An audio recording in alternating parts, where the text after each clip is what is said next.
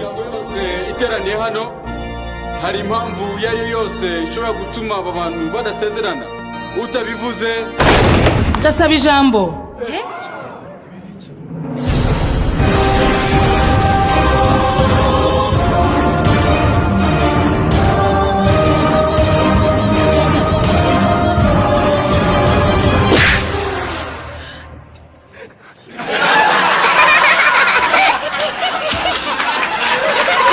Vincent, ibi ni ibiki? Ihangane. Negera ngwino umbwire. Yahageze. Tigo yahageze. Tigo yahageze. Iyo umunyarwanda avuze ngo ndumva mbabara mu bujana, undi ati ndababara mu gihumbi. Mu bujana ni he, mu gihumbi ni he? Mu bujana ni hano. Mu mumbi ntaho nzi. Mu gihumbi ni he? Mu gihumbi ntaho nzi. Ariko nimba nari mu ijana ubwo haba ari nka mu gihumbi anga ukombe. Niyo mu bujana ari he hano? Ngahane muri sense. Ingeso bitarimo Imana. This had no prayer. Fuye bizambye rwose. This was magic. Aho bitandukanye no kuvanga amahurunguru y'imfizi y'inkone n'amakashi y'intuntu n'amashereka y'umugore wapfushije ibintu nk'ibyo byose. Nta cyongereza kiriho cyane. Ibyo ntabyo hari amakasi. Nta cyongereza cy'amagambo. N'abagenzi. Ariko buriya kiba kiriho nuko. Yes. Yes. Niba uvuga made in Rwanda yishyira mu kuri. Ambara imyenda yo mu Rwanda. Umwana wawe niyige mu Rwanda, wowe ubivuga abayobozi. Ababyeyi bawe nibivurize mu bitaro byo mu Rwanda. Nibivuza bakivurizanya na rubanda rusanzwe muzamenya ibibazo byaho. Abana nibiga izi 12 ukabirata ngo ni ibintu byiza. Iyi kaminuza ukayirata, ariko abana bawe bakiga Scotland, bakiga Canada, bakiga USA. My friend, aho nta kuri kurimo. Ingombe nayo mfite. Ariko buriya nta kintu mubona mu mwebwe. Gapfe nawe gahambirwe gakubwe n'umurugo. Kubona umuntu mbere yuko atwara imodoka mu muhanda ngo abanza kwiga amategeko y'umuhanda akayamaramo iminsi, ariko yajya gushinga urugo akaba nta tegeko na rimwe rigenga urwo yigeze asoma yigeze yigaho. Ni ukuvuga ngo uzateza impanuka nyinshi mu rugo rwawe kuko utigeze urwigaho, ariko mu muhanda wige uwange kugonga undi muntu kandi ari ikintu cyoroshye kuruta icyo mu rugo. Rero Imana itugirira ubuntu, twite ku rugo, twite ku miryango, tumenye ngo ni icyemezo gikomeye tugomba kujyamo tutabikinisha. Murakoze. Ushyiraho abantu akadomo, abantu uko bashyiraho abandi akadomo, ugasanga umuntu yabatije undi akamubwira ngo iriya mbwa sizigeza ku cyo umubonanye umurizo se yamotse. Yesu nahimbazwe. Haleluya, haleluya. Arakwita imbwa ntagutunze nturara mu kirambi we, ariko ngo uzigeza kuki icyo ugezeho se yakikugejejeho. Muzirinde gushyiraho abantu akadomo agifite ubugingo buhumeka. Mami birashoboka. Uyu mubiri niyo mpamvu hari umugabo w'umukozi w'Imana babandi bika ngo ni Archbishop. Okay. Umunyakenya yari yaje turimo turajya kuri Omega Church bakiri kwa Rubangura. Tuzamuka ama esikariye ambwiriza afite ibyanditswe byinshi. Julian, yes, you know the Bible says in Hallelujah, in Hebrews, yes, 12 in Hallelujah. Tugeze hejuru duhura n'umukobwa uremetse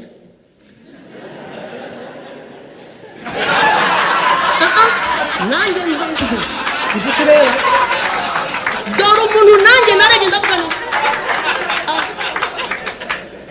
no Imana ishimwe ari nyabanyarwanda nawe rero azi kumanuka imanukaga gahora ate umugabo yanyikishije icyocere. The Bible says in Hallelujah, yeah, turazamuka dukubitana nawe amurebye ati because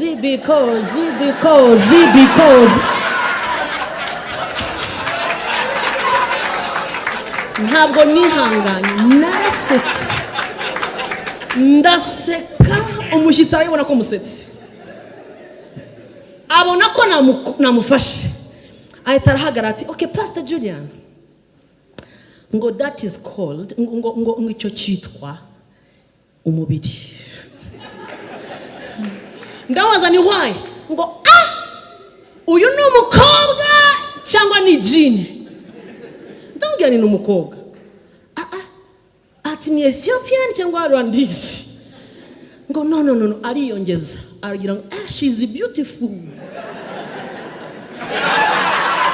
umva icyantangaje maze kumuseka kweri nini atarambira toke dukomeze ngo tujye kugera kuri uwo mwanya ati harya navuga giki none hambajije ati ndashwanyuka mpita ndamubwira ni Archbishop nawe se ati nanjye mu myaka 7 amaze ku isi nirihe somo ry'ubuzima ufite wasangiza by'umwihariko rubyiruko barumuna banjye ba Petit Frere icyambere no kwicisha bugufi baca umugani mu cyongereza ngo the more the monkey climbs the more it exposes its anus wikwikanga akantu gatoya ngo wigire igitangaza ejo bundi wavutse kuri nyoko uhinga agahingira amafaranga mukarya ruko yazanye ibijumba akazi bikanu byakebanye isa ari umufundo yanywera akayarangiza wibaza ubuzima bwawe uko buzagenda none aho ugeze ubasha guhemba umukozi ugutekera ukurerera abana ubasha kujya mu mujyi icyo si igitego twakora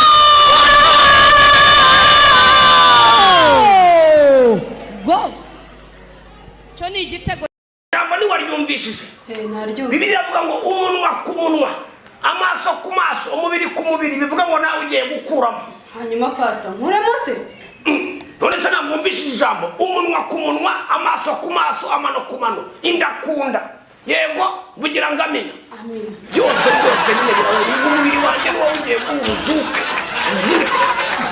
pastor nese wanje wari warapfuye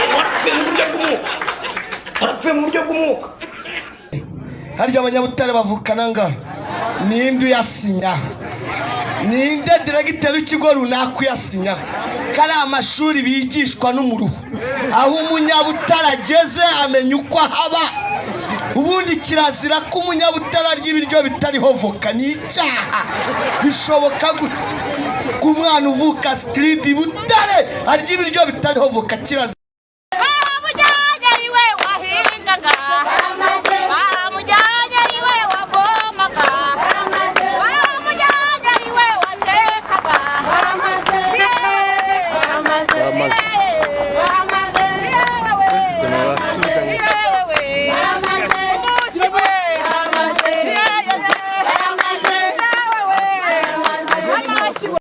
ugomba kubaha umugabo wawe ese Trezo uzahanganira Greta mu byiza no mu bibi nakora amakosa nzamukosora nzakudiha nyine Greta uzakwihanganira umugabo wawe mu byiza no mu bibi rwose pastor ari bitihanganira n'ubu tugeze mu rugo nasanga ngo agona reka da ntago nabyanganira nashaka ukuntu muzi by'umunwa cyangwa se nkajya gusohoka nkagenda Maria we nige supo nige sokari majane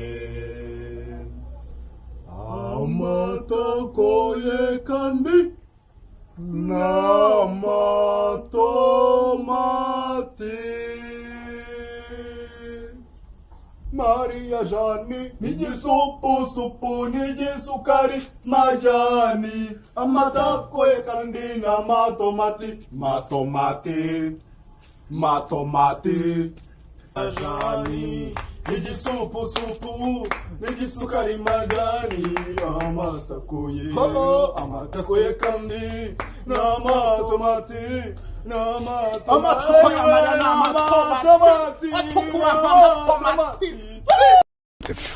nkunda Bikira Mariya n'ugiye gusenga neze mu iseminari ndera muri make kuri Saint Valentin kuri we nta kivuze Saint Valentin no gukunda Imana tukamenya ko buri wese ayitaba wajya Faisal warwarira Centre de Santé akano logique Ako le contenu n'est pas le contenant.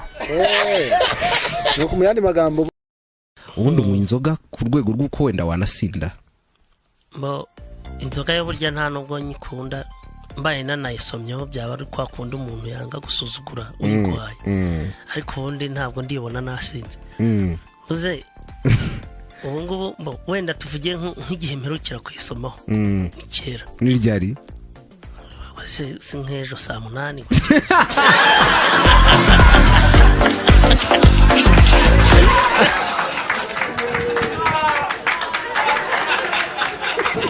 numva n'umutima mvuye urankunda nyene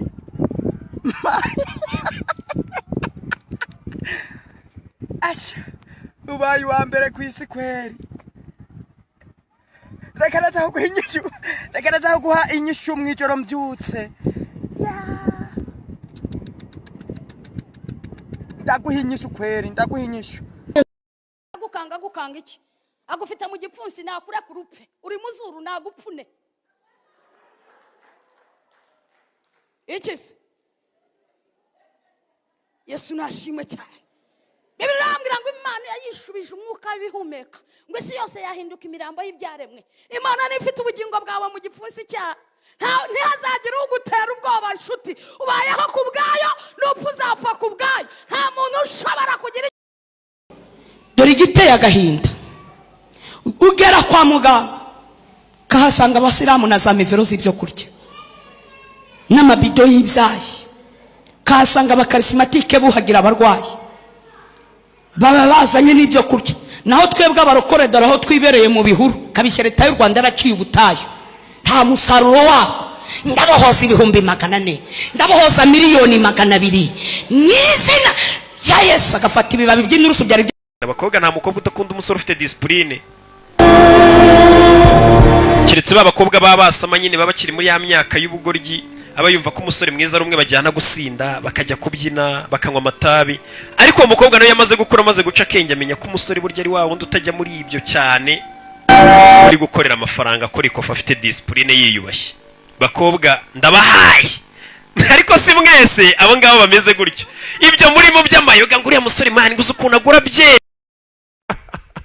akora Adamu yakoze amakosa yo kurya itunda nakore karirye Imana nayo yakoze amakosa yo kumugira umuheburayo iyo umugira umuzayirwa ntabwo akaba yarariye itunda buriya Adamu yaba umuzayirwa akaba akiri muri Edeni kuko yari gutarya inzoka itunda karireka buriya ari Imana yarakotoye iyo umugira umuzayirwa yari kurya inzoka akareka itunda ubu nakaba ndi muri Edeni uyu munsi nanjye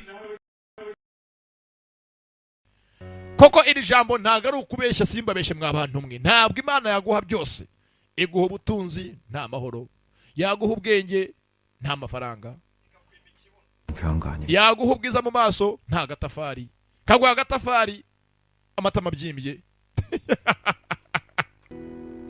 uzacunge abo uzasanga bose bafite imihumetso minini usanga bafite amabinga waba muremure ugaheta ibitugu waba mugufi ukabyimba impfundiko nge narumiwe iby'Imana byose niyamfasha girimo na bumburi keretse nyine ubaye nyine gusa uri umusenzi usenga uri muri Yesu cyane niho honyine wakira byose mu izina rya Yesu haleluya amina